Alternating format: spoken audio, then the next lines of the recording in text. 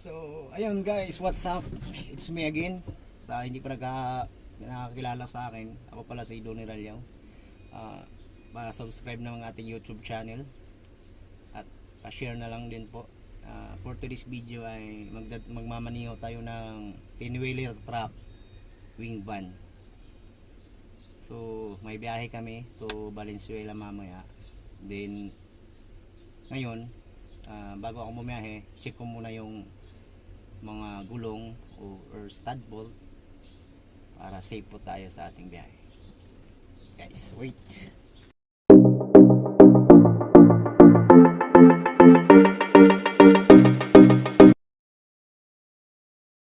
I'm back.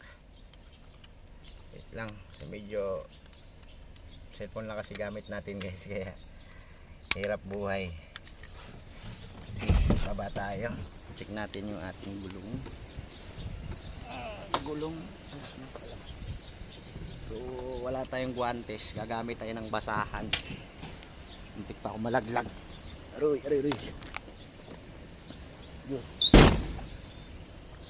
Ayun, unahin natin yung sa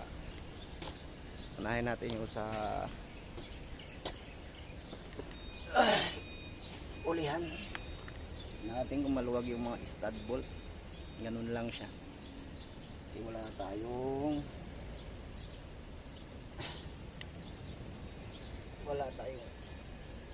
gloves, so guantes ang gagamitin natin.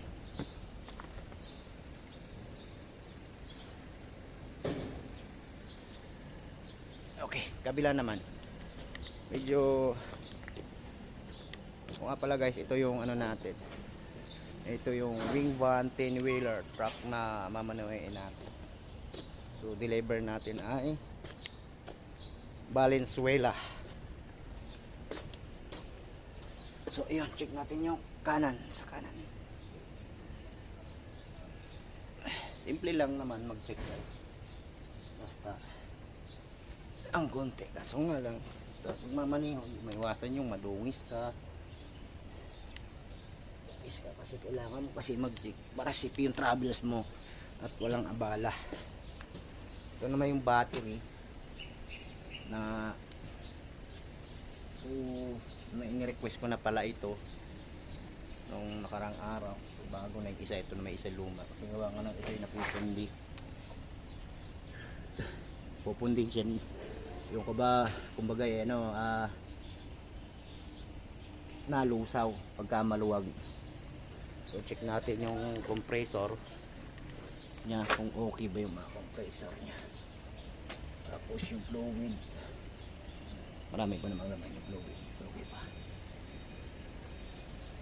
So unit natin guys, medyo may kalumaan lang, lumaan kasi sabi nga nila hindi naman talaga lahat bago ibigay natin sa ating unit kasi ito'y bagong apply lang ako dito sa trabaho na to. So unit nila ay mga 10-wheeler wing van. Then meron na yung maliliit, pero kaso nga lang hindi tayo sa maliit kasi 10-wheeler truck driver tayo. Then ito yung magiging mukha ng ating 10-wheeler truck.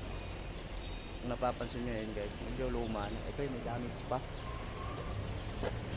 Ito medyo damage pa siya.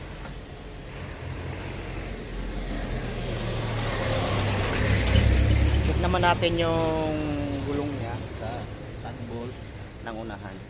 Okay, bali ito yun guys. Kung mahigpit naman, okay naman lahat. Yung likod, check natin yung kanyang wing van.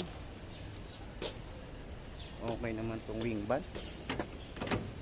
Yung may kalumaan lang, hindi masyadong talagang totally. Nagmamanihan pa ako ng Mindanao,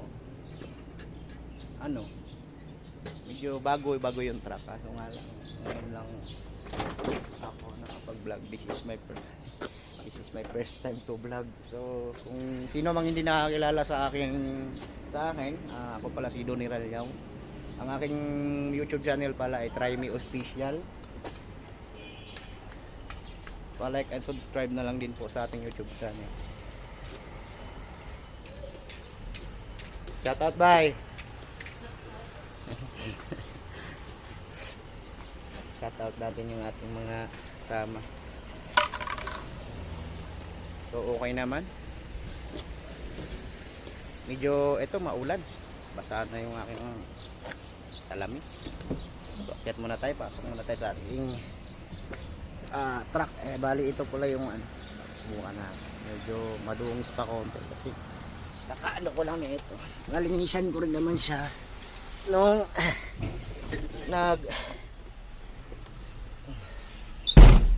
nung kakauwi ko nung nakarang araw. Nalinisan ko rin naman siya.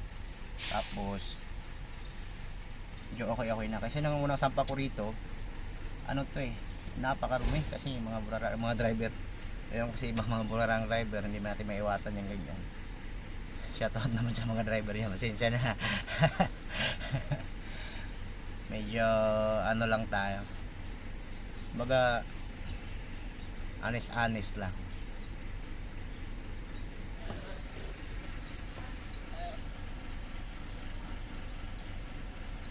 May dumating dito na truck na forward. Ayan siya guys, ayan siya, pero hindi yan sa kumpanya namin kasi yung sa kumpanya namin ay iba, puro alas ng video. Yung kumpanyang napasukan ko ngayon ay ang sahod namin ay Pilipinas. Pero per biyahe rin siya. Hindi rin naman siya okay lang naman.